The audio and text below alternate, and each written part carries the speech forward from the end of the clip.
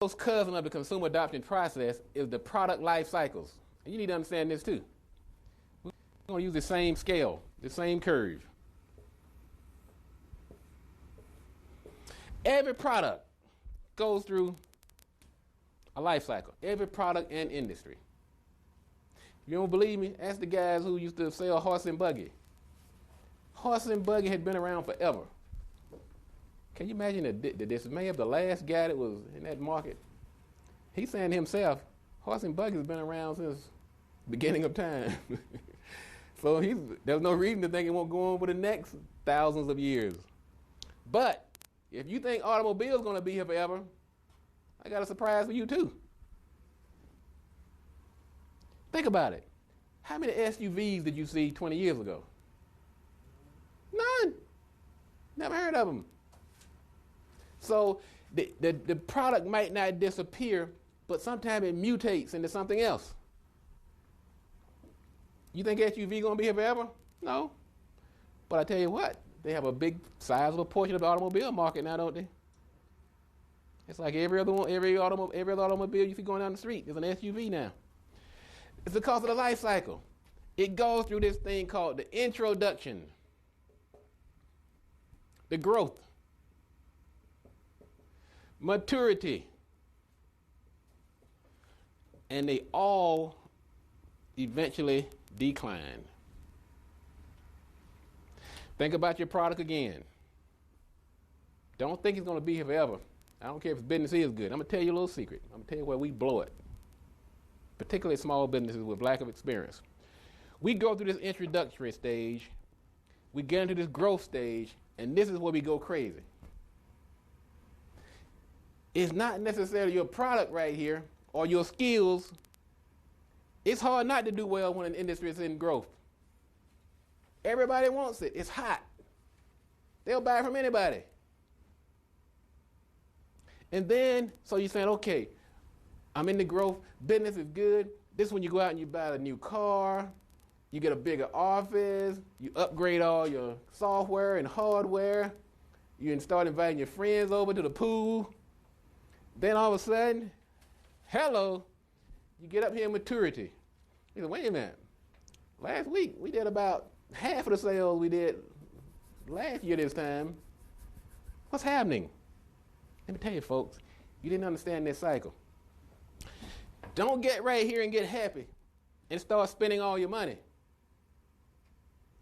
This is where you need to start squirreling money away, just like those squirrels do right before winter comes. Because that maturity is coming. It might not come that year. It might not even come in your lifetime, but it is coming. How do you know when something is in maturity? I'll use a little acid test that I use my own. I don't know, you can use your own. If I go into 7-Eleven, they're selling it. Let me tell you, it's just about mature. You go into 7-Eleven now, you see the telephones and the phone cards and the big stores. When they start selling it, it's starting to mature. Right here, you kind of a minority of the people who are selling the product. Everybody's trying to find it. Everybody's looking for it. You get up here, the big guys have jumped in, and they pumping all this money in it. Suddenly, you're starting to get lost in there.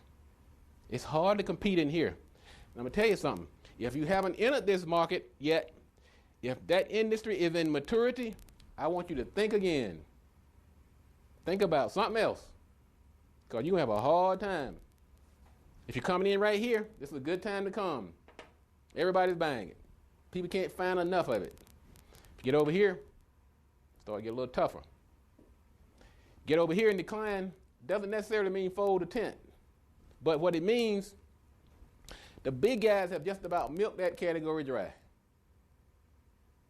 They've actually moved on to something else.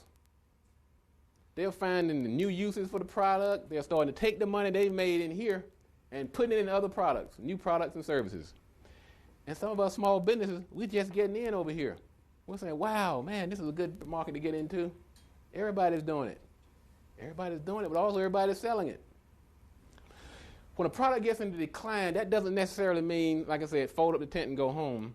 In some cases, if you have weathered the storm through the growth, maturity, you might end up having that market all to yourself. What you need to do, though, is start divesting, looking at other ways to increase your income, bringing additional revenue. Because this maturity is going to happen. Your sales are going to drop. But when you get over here, if you have played your cards right, when you get in this decline, enough people are going to fall out that you will actually start to see an increase, rather when you're over here.